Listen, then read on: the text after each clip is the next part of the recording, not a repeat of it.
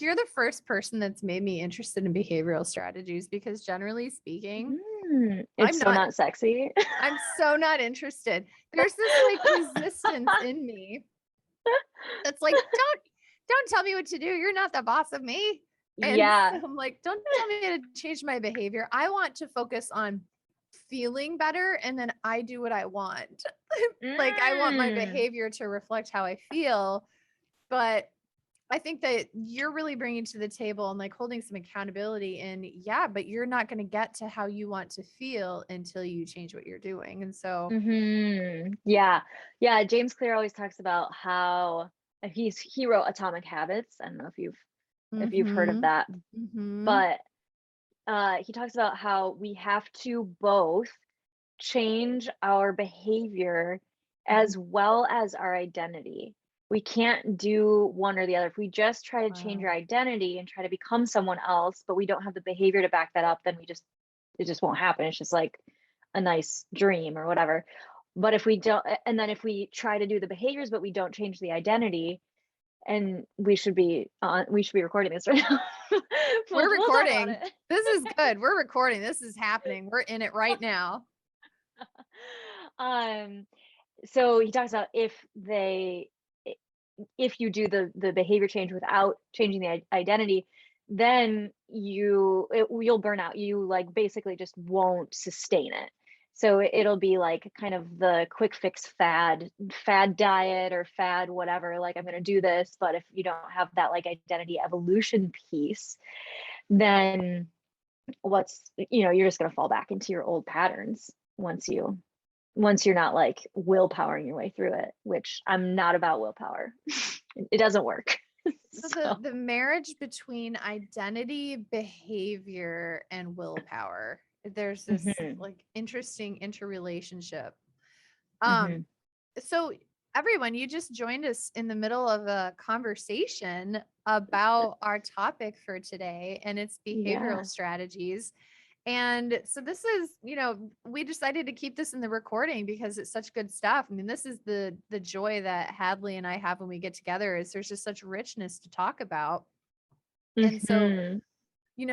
we've been talking about behavioral strategies as we've been warming up to have this conversation with you. And I wanted you to be included in some of this wisdom that Hadley's dropping, because if you're anything like me, somebody saying like you have to change your behavior tells me that my behavior created this problem, and then requires that I'm accountable for acknowledging that I created this problem in part with my behavior, and that I have to do something different, which evokes like a little bit of, it's like this kind of mix, right? Like part of it's like a mix of feisty resistance, but then there's this also like shame of Mm. like you got to get your behavior right. These things that we hear Yeah. as kids, like your behavior.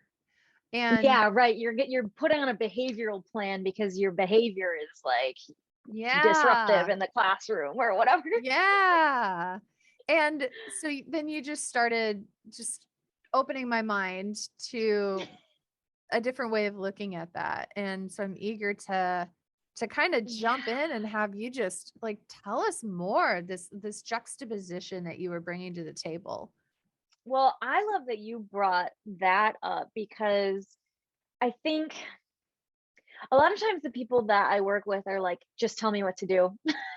Yeah. I think that is a Pitta thing a lot of the times. Like just like, okay, give me the sometimes Pittas can be like total rebels, but sometimes Pittas are like just like give me the thing, I'll just do the thing, I'll fix the thing, and then we'll move on. Kind of. Um and so sometimes they can be rebels and be like, don't tell me what to do, like ever at all. But other times they're like, tell me everything and like, I'll just follow it step by step.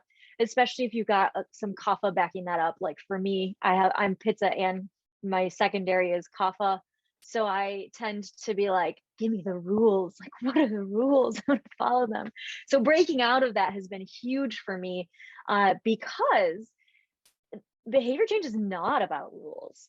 In fact, when we get too dogmatic in the rules, no matter how much of a follower you are, you some part of you will rebel at some point.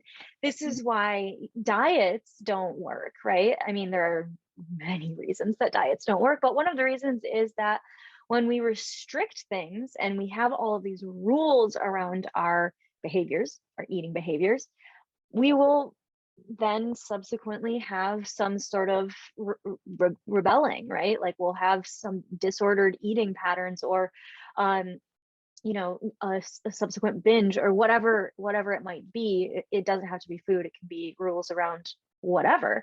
And so that's what I'm really passionate about, like breaking people out of that paradigm that they think like, oh, you know, these habits that I have to do, like I don't want to do them because I'm being told that I have to do them, or I want to do them, but I like just don't have the willpower. And like I said, I don't believe in willpower. It actually it works in the short term for people who have like a lot of it. um but it doesn't work in the long term. Just kind of like forcing ourselves through things, it doesn't really work. And so, what so I guess let's back up. Like what Ayurveda gives us insight into is the types of habits that we can have that are going to be, so it's like the habits, the food, the lifestyle choices that are going to really help us feel the way that we want to feel. It's going to help us feel the best that we possibly can in our bodies, in our minds, and in our spirits. And so these habits that I'll talk about in a moment, they are really helpful for feeling the best we possibly can. And that's the guidepost. So most people in the wellness industry are telling you what to do, and most of us are like, tell me what to do. Or maybe there's resistance to some things, maybe there's like, like not resistance to other things. um but I think that there's a real lack of understanding of psychology and how we actually do these things, because most of us know what is healthy. Like most of us know like that we need to get sleep, that we need to not be on our technology as much as we are, that we need to move our bodies. uh we know all of these things, but the real magic comes when we know behavioral change strategies and techniques to actually be able to change your behaviors. And that's what's missing. I think that was what was missing for me for sure, because I knew all of the habits, I knew all of the things, and I wasn't doing them. And then I got mad at myself, like you were saying. Then it's like this like shame and like guilt around, well, why am I not doing the things that I know I quote unquote should be doing? And so that's where the behavior strategy comes in, and it is so needed. So I just want to like spread it far and wide. So that's why I'm doing what I'm doing. So let's say that our listener is like very pitta and Mm, they're on fire, they're doing all of the things, but they're burning out. And so mm, let's say that let's say that they're sitting in front of you and they're like, well, I don't have time to do a whole bunch more stuff. Are yeah. are you telling me that I could be more successful by changing my behaviors? And if so, how can I do that without it taking up so much more of my time? I have no time. Yeah. Yeah. So it's interesting. One of the habits that I coach my clients in, and that is one of the habits of Ayurveda, is the habit of they call it meditation. I call it sitting in silence. Just allowing yourself to be, especially for the pittas who sometimes they're like, I, sometimes they get more stressed when they when they have to sit and not think. I totally, that happened to me.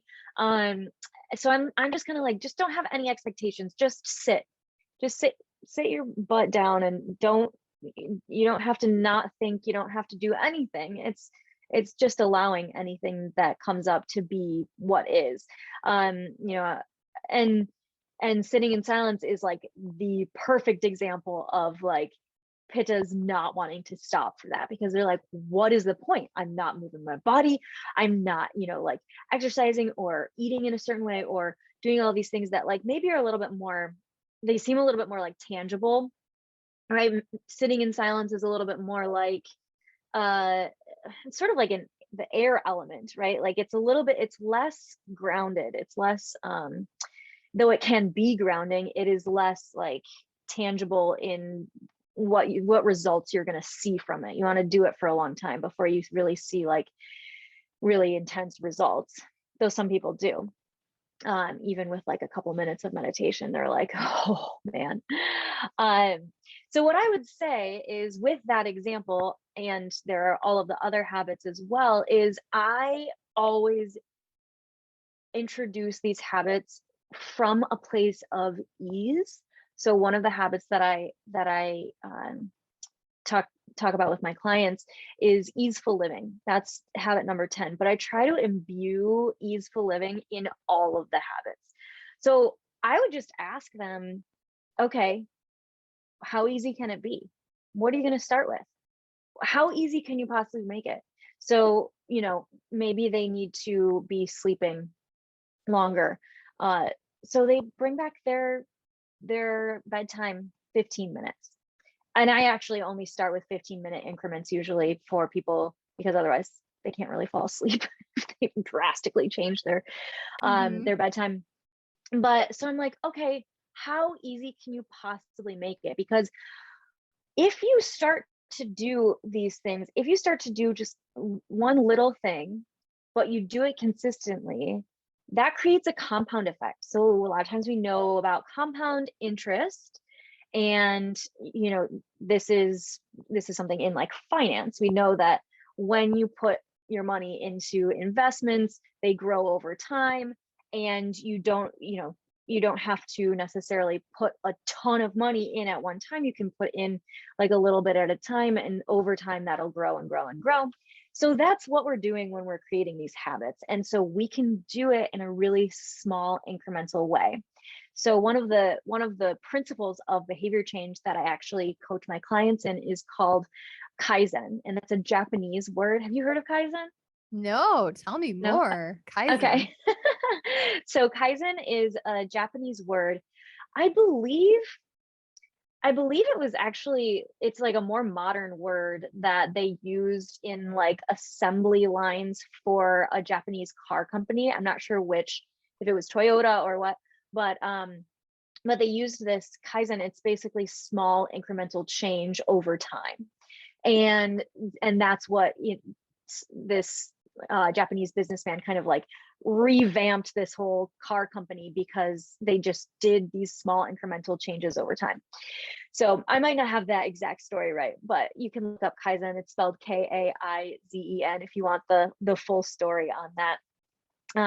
And so that's the principle that we talk about, is this small incremental change over time. It's sometimes referred to as 1% improvements in like the behavior change world. Sometimes it's just called like baby steps if you want to get really like to the basics. It's essentially, it's like the least sexy thing to talk about, because it's like most people are like, I just want to change, I just want to overhaul my entire life and make everything better right now. But that's why like New Year's resolutions don't work, right? And so this small incremental change over time is so needed, so necessary. And then we don't have to rely on that like willpower. We can ease ourselves into it, and then it becomes more sustainable. So it's going to make a huge effect over time as well. It's going to make you more successful. It's going to make you more, if you want more productivity, if you want more just happiness, because I think that's equally as important as productivity, even though I maybe didn't think that before because I have a lot of Pitta. I've kind of learned that. But it's gonna make your life a lot easier, just doing one small change that you do consistently over time. Does that make sense? I really like that. And it kind of goes in line with what we talked about in our previous video about the nervous system and how we want to gently lean Yeah. in because our Mm-hmm. nervous system is trying to create equilibrium. And so if you're constantly in this like pitta, fight, flight, freeze, and we're like, we're going to overhaul all of that, it's Mm-hmm. going to create just a new flavor of fight, flight, freeze.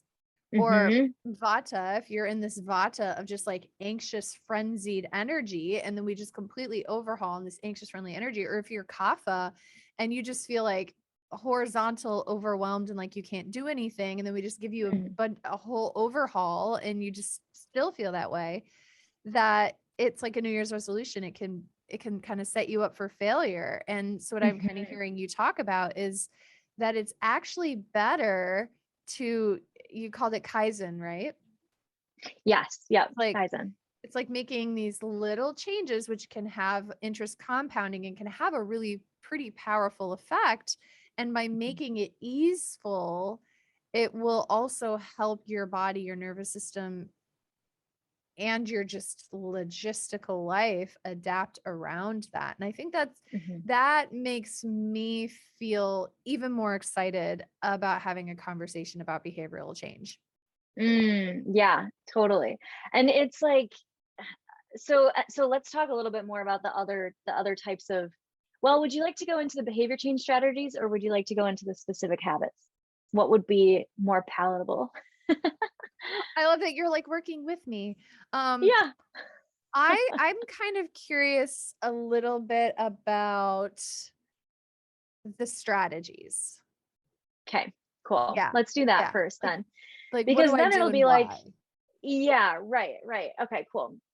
So, we have these 10 habits in Ayurveda. We can go into those, but these behavior change strategies can help us with any habit we want to implement in our lives. And I always say that, like, habits create a structure for ourselves. It also, creating habits decreases decision fatigue, right?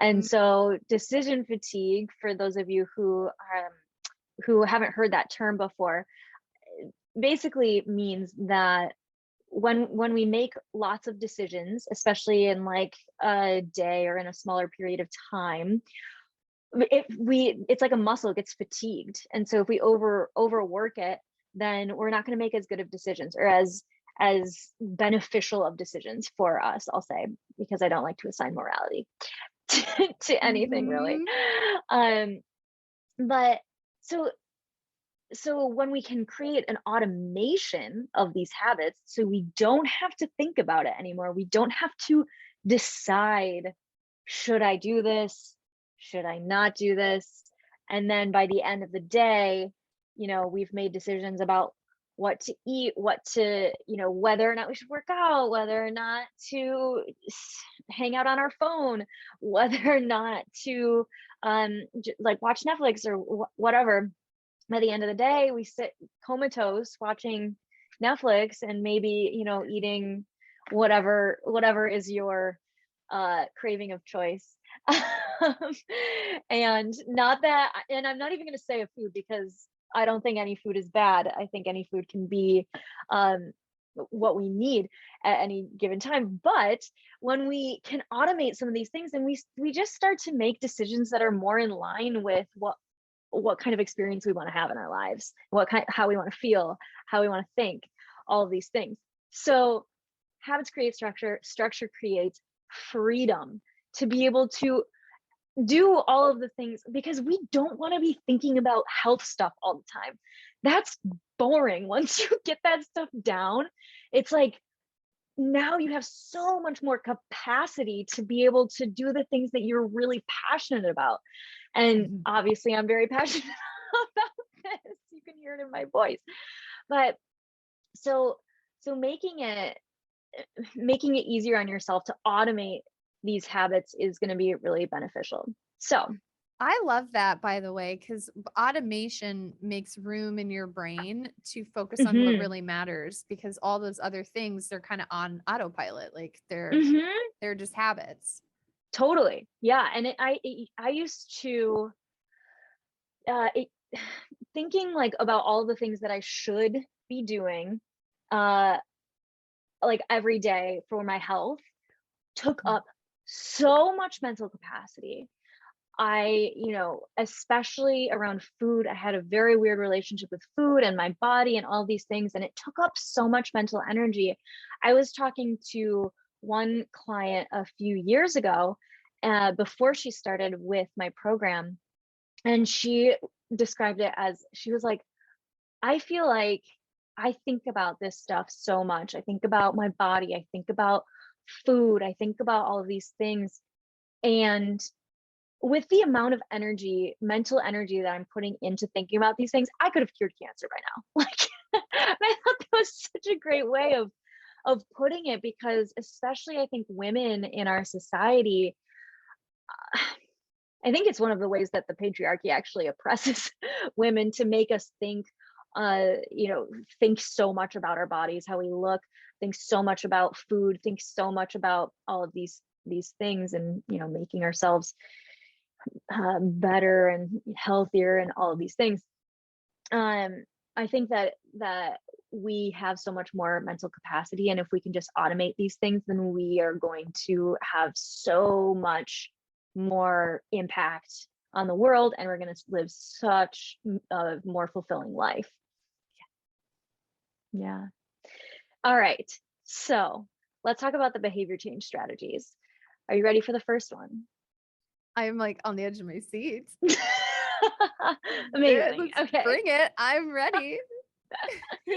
Okay. So the first one, and they're not really in that much of an order, but one that is really important, especially to kind of prime us, is identity evolution. So this is what we were talking about at the beginning of this call. In order to change our habits, we have to see ourselves as someone who has those habits. So we have to evolve our identity, right? We need to think of ourselves as the kind of person who does those things. So, and this is where the goal behind the habits differs a lot from what we usually think of. So a lot of times we're like, well, if I'm gonna do this, if I'm gonna work out, then I'm gonna do the hardest workout possible. Or, I might as well do an hour-long workout. Or like we'll think, and we'll go into this like all or nothing pattern too. That'll be next. But we'll think like, oh, well, if I'm gonna do it, then I have to do it like the most intense way possible, especially if you have a lot of Pitta in your constitution. Mhm.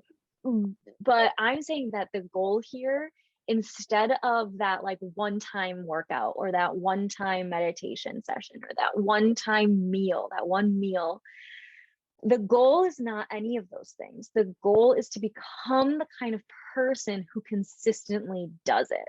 So the goal is to become, and this doesn't have to be your goal, but like the goal is to become a runner or become a meditator or become a musician or whatever it is. And so that is the goal behind trying to implement these habits rather than that one-time thing. And that takes so much pressure off the one-time thing, which is awesome. Could it be like states of being, or is it more like verbs, like running versus is successful? Like I'm becoming the type of person or the kind of person who runs, or I'm becoming the kind of person who is successful. Yeah, you can. So it's, think of it as like, I'm becoming a successful person. So have it describe who you are. And that is helpful for like actually embodying the identity. Does that make sense? Yes, I love this. Okay, cool. So yeah, so whatever it is that you just identify, like what, who do you want to become next, essentially. One of the sentence stems that I help my clients with is just, I'm becoming the kind of person who blank. So a lot of times that is a little bit more accessible than like, you know, sometimes we say like affirmations that are like, I am this. But if that doesn't feel resonant, if you're like, but I'm not that yet, then it's not really that helpful. So if we can say I'm becoming the kind of person who is this or does this or whatever, then it becomes a little bit more like, okay, yeah, I can see myself actually stepping into that. And then eventually you can start to say like, I am this person now. So like I used to say I am well, I used to say I'm a recovering perfectionist, and now I am not a perfectionist anymore, which I'm like so excited about. That's awesome. That's but awesome. but yeah, so like I'm becoming the kind of person who is a really good starting point for that mindset shift. I love that. Mhm. Awesome. All right, so let's talk a little bit about all or nothing. So I was kind of alluding to that. But all or nothing is this idea that, well, if I'm not going to do it right, or if I'm not going to do it the way I'm quote unquote supposed to, or if I'm not going to do it, or if I like don't feel like it's going to count, like I'm not going to do it. Mm, Um this was me, like this all or nothing perfectionism. You might think, oh, I'm not a perfectionist, but you might have, I like to call it all or nothing, because all of us have some all or nothing like tendencies. So, and it comes up in so many different areas of your life. A lot of times when I work with my clients, they'll be like, oh my gosh, you know, they're like months into working with me and they're like, there's this other area of my life that I'm doing this all or nothing thing. And I realized that it's all or nothing. And now I can just break mm. out of that and just do it like halfway or do it a little bit and still allow it to count in my mind. So that's huge. Um, Introducing sort of like a yes and perspective is Uh-huh. really big here. That's my uh, jam. Yeah. Yes. Yes? And Oh, yeah? Mhm. Oh, awesome. I love it. Yeah, I'm a theater girl at heart. And yes, and is a principal in improv. So I love that I can bring this into my coaching with my clients. Essentially when you're improving, if you watch like SNL or if you watch like oh gosh, what's that one show where they like basically pull something out of a hat? Whose line? Whose line is it Whose line is anyway? it anyway? Yeah, Yes. yeah. Or if you've Mhm. ever done any improv, you know that when you're on stage, you like whatever someone else does on stage, you have to be like, yes, and you can't be like, no, no, no, like that's not the way it is.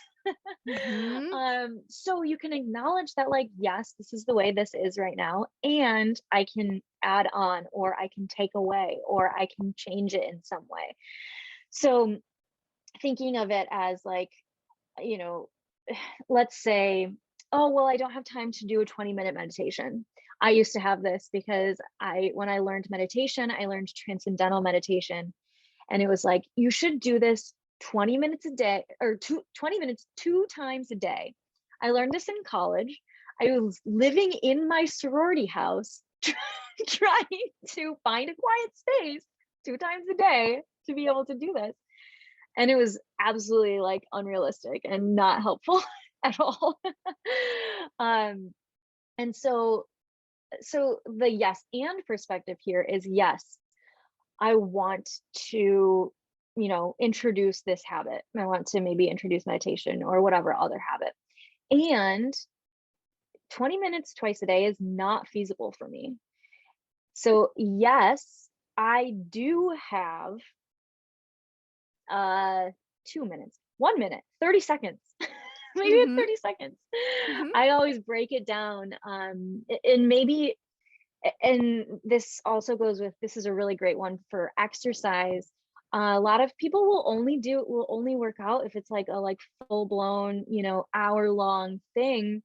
And this used to be me too. Or even if they're like, well, if I can't do 20 minutes, then it's not really worth it. But it is worth it. It absolutely is, because you're becoming the kind of person who works out consistently, or who works out every morning, or who works out every day or every few days or whatever.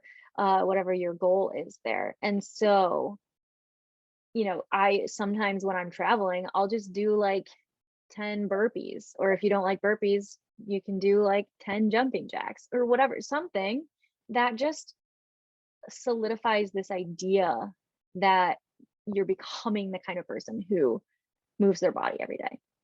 I love that. And I'm kind of writing a blank. It's like, this is like the art of becoming is I do. So I do 10 Mm, burpees and it is part of mhm. me becoming fit or Yeah, yeah, energized. exactly. Mm. Exactly. Yeah, totally. Yeah, so this is huge. This is where like a lot of times we try to willpower a way through things, and then we have this all or nothing mindset. And so so we hit this like block where we're like, oh well, I ate this one thing, so now my whole way of eating is out the window for the rest of the day. I'll start tomorrow, or I'll start next week, or I'll start in the new year. Oh, classic during the holidays, right? The whole month, whole like 2 months of the holidays, from Halloween through to the new year. It's like, well, the new year's coming, right? So Yep. then I'm Yep. going to overhaul everything, which doesn't work. So we have this whole mess of a paradigm. So that brings me to willpower doesn't work. Willpower is unreliable and it gets fatigued throughout the day, just like decision fatigue. Basically, it's very similar. You can kind of think of it as the same thing. So instead, we want to start small and build on those like 1% improvements over time, that Kaizen. Um, and so you can also think about like willpower as a muscle. So when you overuse it, when you overuse your muscles, what happens? Ooh, when I overuse my muscles, they cramp up and they get Mm-hmm. sore and Mm-hmm. tired and they Yeah.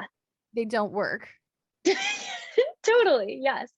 And what happens if you use your muscles over time in a way that is, you know, that's like consistent and that's like healthy for your body? What happens then? Yeah, then they get stronger and more steady and more useful for me. Mm-hmm. Totally. So that's what willpower is. Mhm. So willpower, it grows as you flex it, basically. But if you over flex it, then it doesn't, and then you're back to square one. That's essentially how I look at willpower. So Mm. as we do these 1% incremental improvements over time, not only are we getting the compound effect of being able to do these things consistently, but we're also building up willpower to be able to do more as we go on. So it's like this really, really cool effect. And we build this momentum over time, which is just awesome. And I love it. That's nice too for kapha because when we think of a Yeah. kapha imbalance is you might not have the willpower. It's just Hmm. too sedentary and sleepy and heavy Hmm.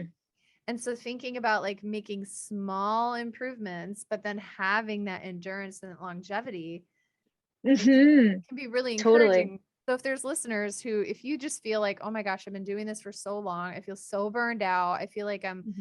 I'm on a plateau. Is you're talking about Hadlee is just slight incline. We're gonna just increase the incline just a little bit. We're not gonna ask you to do, like a 10% incline. We're gonna just do 1% and make small increments over time. And then what happens is you make those small increments and then it goes up.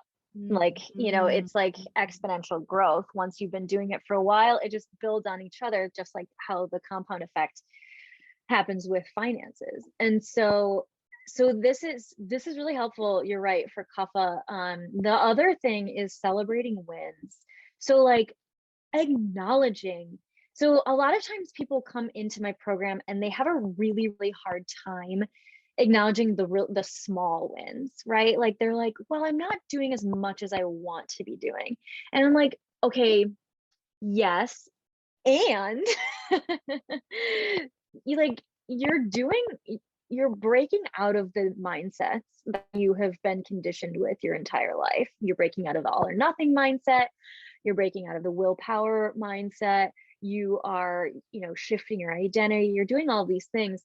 And so this will create that exponential growth later on. And also, like, you're doing these seemingly small things, uh, and so you're like, your behavior is maybe not quite where you want it to be yet, but you are doing some behavior changes, and you're also doing all of the back end work. And so when we can like celebrate those really small things, that's really helpful. So every time I talk with my clients, I have them start with a win, because we always have some win. And when we can acknowledge those wins, it actually creates momentum and motivation. I don't think we can rely on motivation to be the end all be all for behavior change, because motivation also, like willpower, like can wax and wane. But it does create that like momentum for getting excited about the things that you're changing, and that you're like, oh yeah, that actually is something that I can celebrate. A lot of times we don't do that. My clients do a wins board where you put a cork board up on the Mm. wall or a dry erase board. And every time you have a win, big or small, like I brushed my teeth today. That's a win on some days. Yes. So like write it Yeah. all down, because I think that Mhm. when we're more mindful of it, that it it can be quite impactful, because the research shows that if we see something or experience something bad, the brain will immediately integrate that. It's Yeah. evolutionarily favorable to be aware of bad danger. But we have to be mindful for approximately 30 seconds in order to install something positive, like our wins. Ooh, I didn't know it was 30 seconds. Yeah. Wow. Which is Yeah. like a very interesting phenomenon of people who are taking selfies and taking videos at concerts. Is the initial we're like, oh, they're not in the moment, they're on their phones. But there's this interesting Mm. study that came out that was talking about how it actually may be positive, because someone is stopping, holding up their phone, they're in the moment, they're taking a video or Ah. taking a picture and then saving that. And so kind of interesting. Interesting. So a Yeah. tech-free version is to do a wins board. Yes, I love that. I actually, one of my friends' husbands told Todd and I for our wedding day, he was like, so I heard this from someone, it sounds kind of weird, but like during your wedding day, just like take mental pictures, like just like snapshots in your brain, because he was like, I did that. This was like, he is like not a like, hippie or like new age or like, into like psychology or anything. But he's like, but it was so impactful. And now I remember those moments from my wedding day.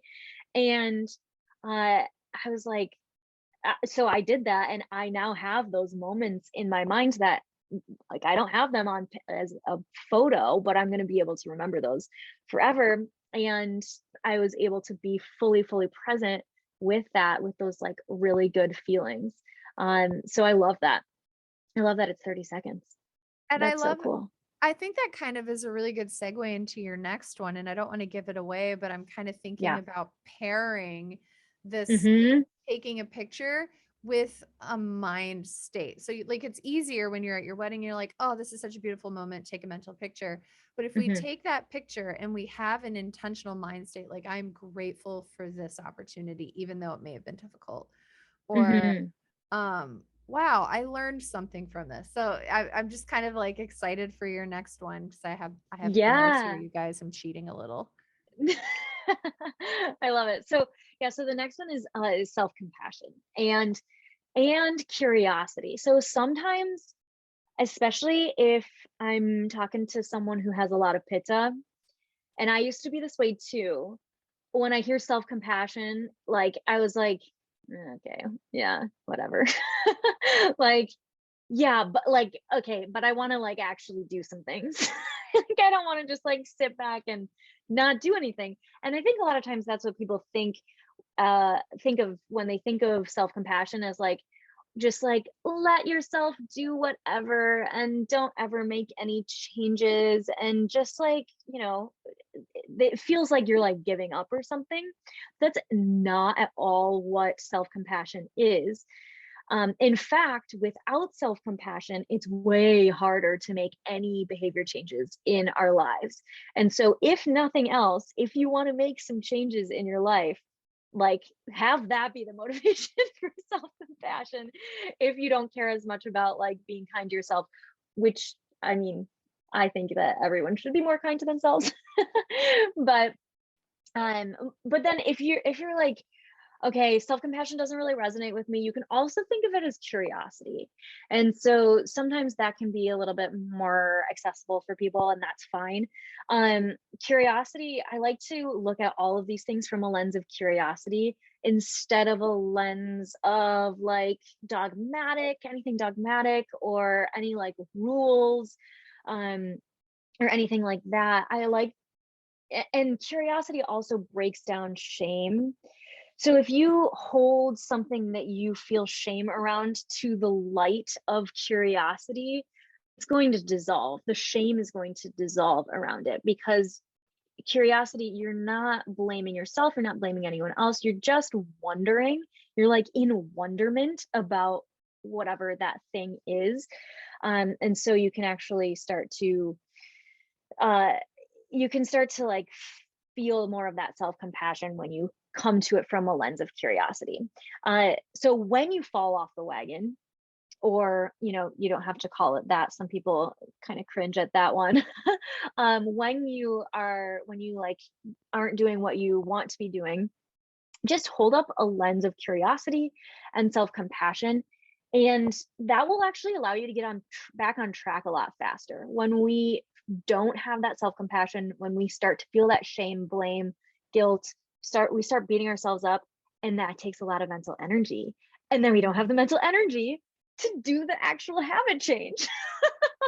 Yes. So it's like this wild thing, that we think that we can like beat ourselves up into change. We can like bully ourselves into doing like what we want to do, but it's actually not the case. So when we can have that self-compassion, it's like, okay, that happened, that's fine.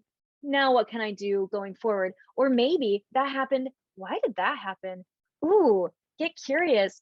What can I do in the future to make sure that it doesn't happen? Or what can I do in the future to just be intentional about it? So maybe I am going to eat that thing again, and I'm going to be totally cool with it. Or maybe I am going to, uh, you know, do less exercising and more socializing during a certain period of my life, but I'm just going to be intentional about it.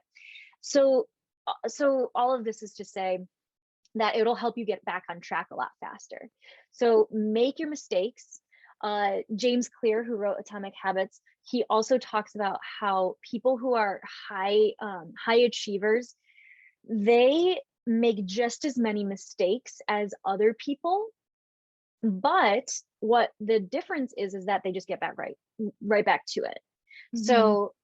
So there's actually no significant difference between like skipping a day of your habits, as long as you don't skip the next day.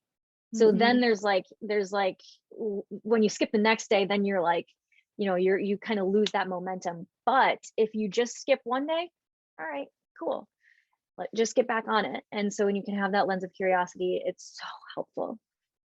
I think that's why it's so important too to have the right people in your world, because we're Mm, thinking about the difference between high achievers and what they're doing differently is if you're surrounding yourself with people that are very all or nothing and they're not willing to do the 1% changes and they're all out mm, of willpower, or their identities are someone who struggles, or there's this lack of curiosity because they're so zoomed in that they can't do that zoom out and be curious mm. about it.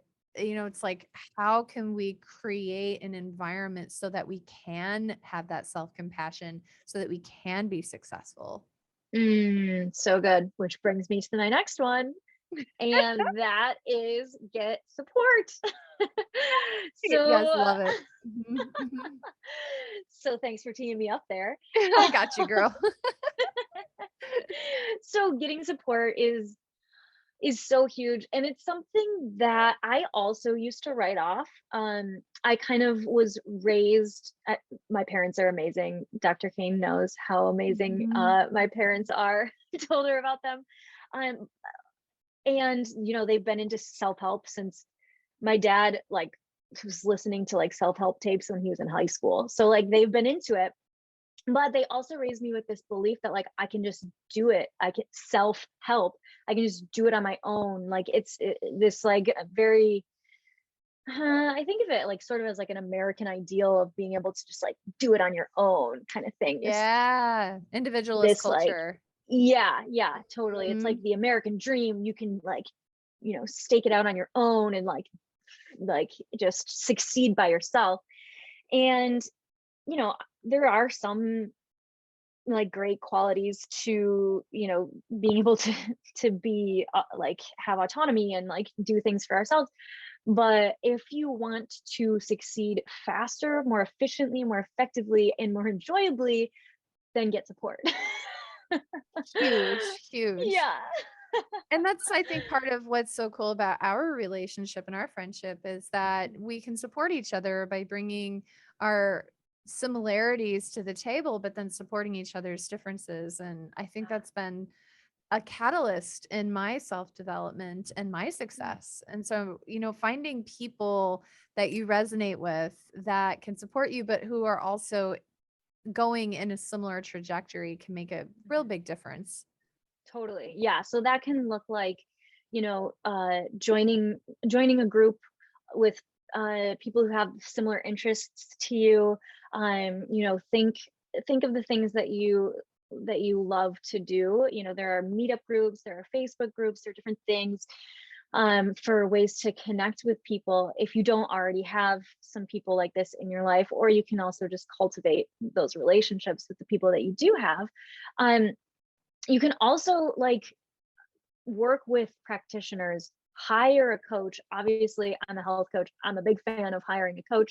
I always have a coach of some sort or multiple because I realized that it's not worth it to do it on my own if I want to do it um if I want to be more effective with it, and if I want to do it faster, then I'm going to get support.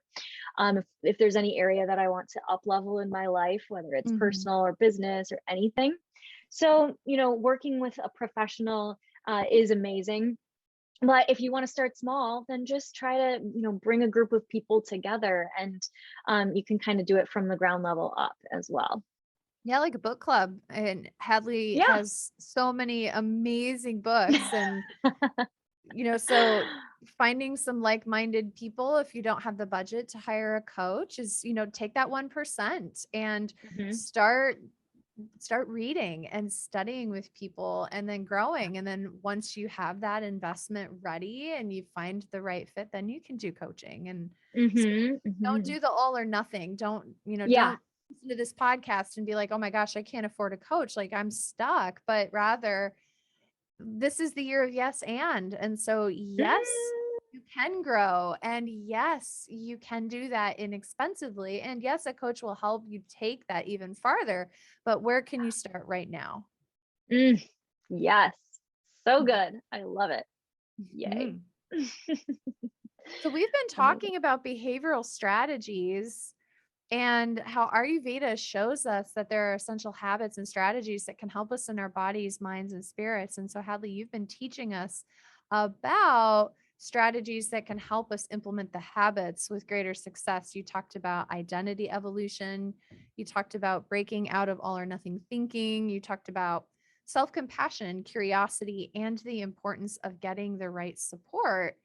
And so there are some habits. And so, in the amount of time that we have remaining, could you just briefly introduce us to those? Because I feel like that's some of the good stuff we don't want to miss. Totally. Yes. So the habits that Ayurveda has basically outlined for us, and the habits that I coach my clients in, there are 10 of them. Well, there are 9. Easeful living was added on because without that, that one's a little bit less tangible. It's not like, here, do this. It's not like something to Mm. check off the to-do list, but it's sort of like we got to have that mindset. Otherwise we can check all the things off the to-do list and then still feel stressed and overwhelmed, and we've just checked the things off the to-do list, right? Right. So that part's really important. But that one's number 10. So number 1 gets us started, gets us ready for all of the other ones. It also breaks us out of the all or nothing mindset. So that is earlier and lighter dinners.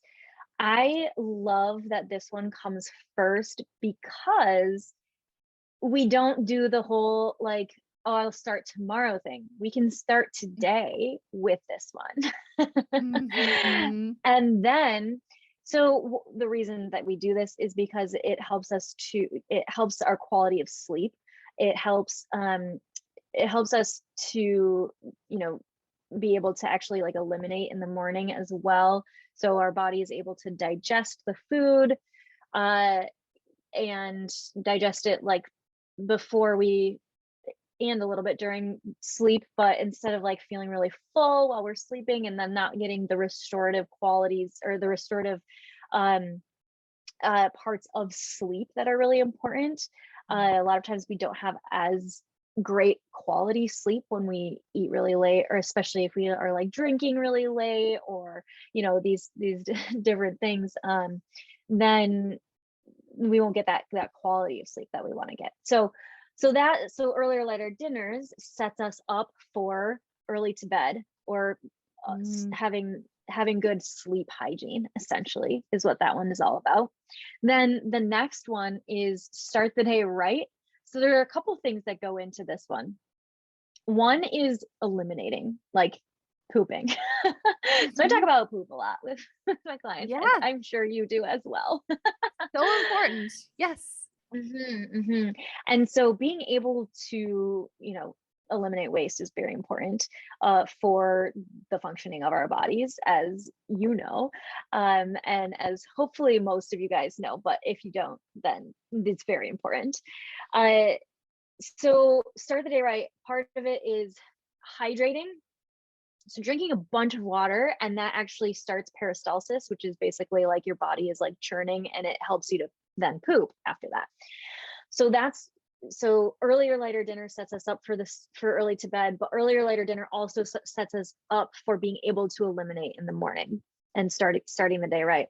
It also includes like having a morning routine, and that's where we can tailor it, right? We can tailor all of these habits. So whatever morning routine is going to work best for you and for your doshas, your constitution, whatever imbalances you might have currently, or just whatever your lifestyle looks like right now. So maybe your morning routine is 30 seconds of a meditation, or maybe it's, an hour of journaling and meditation and breath work, and you have this like magical morning. Mine changes here in Croatia. It's been totally different than what it was when I was in Michigan. So changes based on the seasons and where you are, all of that stuff.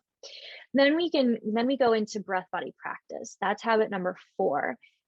Breath body practice, I call it that instead of exercise or physical activity or working out, because anyone can do it. So just essentially like aligning your breath with your body is what it's all about. So even if you can't move, if you have mobility issues, you can still align your breath with your body. And also, a lot of times when we're like working out, we don't align our breath with our bodies. So, we can do that. We can like just push through a workout, but never actually feel like we're embodied. So that's a big part of it. And then we can totally tailor that one to whatever dosha you have out of balance, right? Kapha needs a lot more intense, vigorous, longer physical activity, whereas like Vata needs more stabilizing physical activity, and Pitta needs more soothing physical activity. We all need all of the things like as human beings, but you can do more and less of certain things, right? Right. It's about the balance, right? Yes. Yeah. And then number 5 is plant-based lifestyle. So this is not like, being vegan or having like a diet. Rather, it is getting really like more in tune with the plants, and allowing that to inform your food choices. So we go really deep into how, how plants, and our different foods like impact us, as well as like how do you have a relationship with the plants. So like sitting by the plants like you were talking about, and like actually having a relationship with them, that's a huge part of what we talk about in that habit. And so that's where we kind of go with that.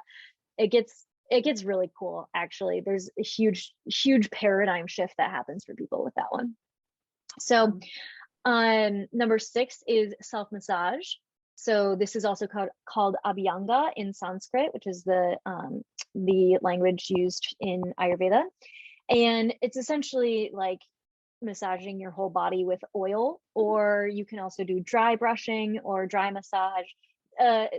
Dry brushing is really great for like stimulating lymph for kapha. And then like, oil massage is really, really great for vata. It's super grounding, especially if you use sesame oil. So there's different types of oil, different types of self massage that you can do. Coconut oil is great for pitta in the summer. That's what I use in the summer, and then I use sesame oil in the winter. So, there's these different ways that we can tailor it to the doshas. Number 7 is that sitting in silence. I won't go super into that since I talked about it already, but it's I call it that instead of meditation or even mindfulness. Just sit your booty down and be quiet. You can also do like guided things and stuff too, but I really like calling it that. And then healthier eating guidelines is number 8. So that one gets a little bit more refined in like what types or what times of day we're eating, different little like tips and tricks on how to eat healthier for ourselves. You'll notice that it's number 8. You'll notice that like it's not, a lot of times we think it's about the food, and it's not about the food. It's about all of the behaviors around the food. And so getting all of these things put into place before we come to that one is super, super helpful, especially if we have a weird relationship with food, which most of us do. So then number 9 is sense organ self-care. So taking care of our senses, taking care of our sense organs. So like our ears, our eyes, our tongue, doing some different self-care practices with that. Tongue scraping you may have heard of, or some different like eye care practices, because most of us are like staring at a screen all day. And so, or we're on our phones if we're not, on a computer screen. And so our eyes are like overused. And so doing some things for that. And there's some other practices as well for all of our sense organs. And then number 10 is easeful living. So there you go. I love that. And I like that you're using these really simple and yet powerful descriptions. I like using sitting in silence instead of using mindfulness and meditation, because mindfulness and meditation feels like you're just adding something to do. Because there's entire fields that are like, this is how you do it, versus sitting in silence. Like we were told to do that as kids, and so right. I like that you're making it feel simple, which is, brings us back to the beginning of the conversation where, if we feel I want to increase my success, but I just feel so burned out. I don't know where to go. I have all these ideas, but it's hard to gather them and put them forward. And you're helping create behavioral strategies that make life more simple, that has this interest compounding that will help increase success without making it harder in the process. You make it easier. I really, really like that. And I also love how this goes into our Ayurvedic doshas and how we can look and understand our body better, and then start to create this relationship with fine tuning it. And, I think about my vata constitution, where the more adverse I am to sitting in silence is an indicator of how much I need to do it. Yeah. So I Totally. really like that. And so I'm really grateful for that. And I'm really also grateful that we actually started the habits by talking about the strategies, because I feel like the strategies, it's like the mindset that we bring to the habits. I Mhm. have compassion, I have curiosity, I'm changing my identity of who I am from what I was to what I want to be. And these are the tools by which I'm going to accomplish that. And so I feel like the way you've brought the material together makes a lot of sense. Yes, thank you. Yeah, I love it. It's like my life's passion. Working on all of these things. I think it's like the missing link for actually implementing this stuff is those strategies. So, yeah, And it's fun. you offer group work to help people do this. And Mhm. so, like you said, tailoring beyond the scope of this mini course to Yeah, people. If you're listening to this and you're really vibing with it, Hadley's got your back. And so check out her program. And that, of yeah. course, will be in the notes. And you can get that online support from her where, if you want to know more about like, what the heck is this willpower doesn't work? Like, I'm interested, but I'm not convinced. Well, she'll dive more deeply. This is really Mhm, intended to just be an outline and a scaffold for you to start thinking mhm. more about.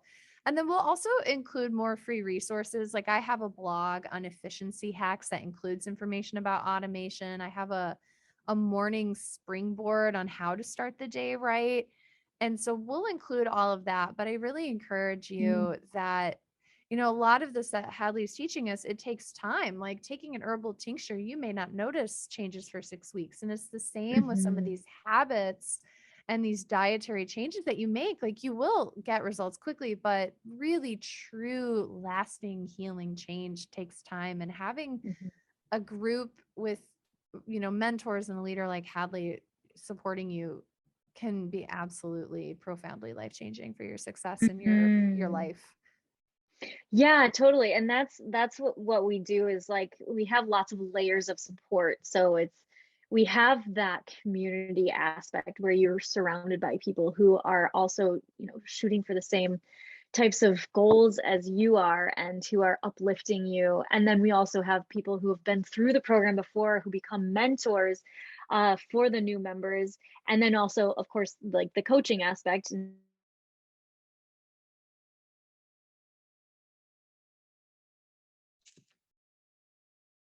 Hi, sorry about that. It's okay.